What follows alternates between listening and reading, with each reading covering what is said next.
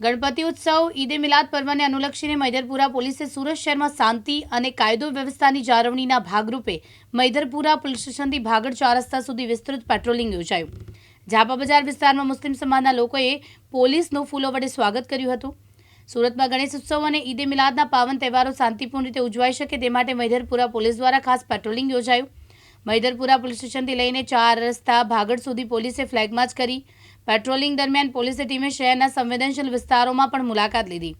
ઝાપા બજાર વિસ્તારમાં સ્થાનિક મુસ્લિમ સમાજના લોકોએ પોલીસનું ફૂલો વડે સ્વાગત કર્યું. સાથે સાથે શાંતિ અને એકતાના સંદેશ સાથે સમગ્ર વિસ્તારમાં સૌહાર્દપૂર્ણ વાતાવરણ જોવા મળ્યું હતું.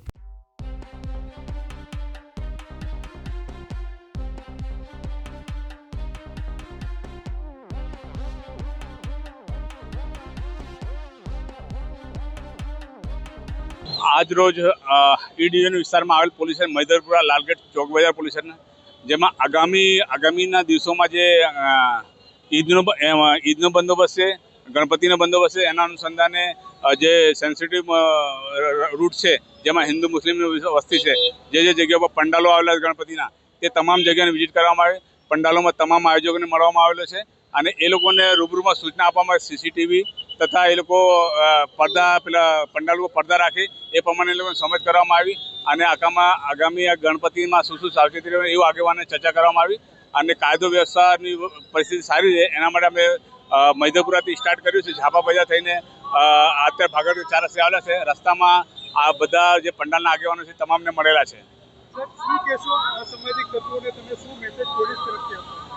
હા, આગામી તહેવાર ખૂબ જ શાંતિથી ઉજવાય તેના માટે પોલીસ તરફથી અસામાજિક તત્વો ઉપર બાજ નજર રાખવામાં આવે છે.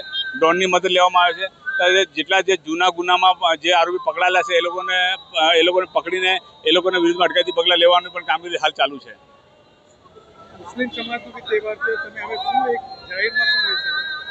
મુસ્લિમ સમાજને પણ એવું કહેવાનું છે કે ભાઈ જે આગામી તમારી ઈદનો તહેવાર છે એમાં શાંતિથી ઉજવાઓ. તમે પોલીસ તમારી સાથે છે, કોઈ પણ જાતની ચિંતા કરવી નહીં. કાયદા વ્યવસ્થાની છે એ અમારી જ ફરજ છે અને અમે શાંતિથી જાળવીશું.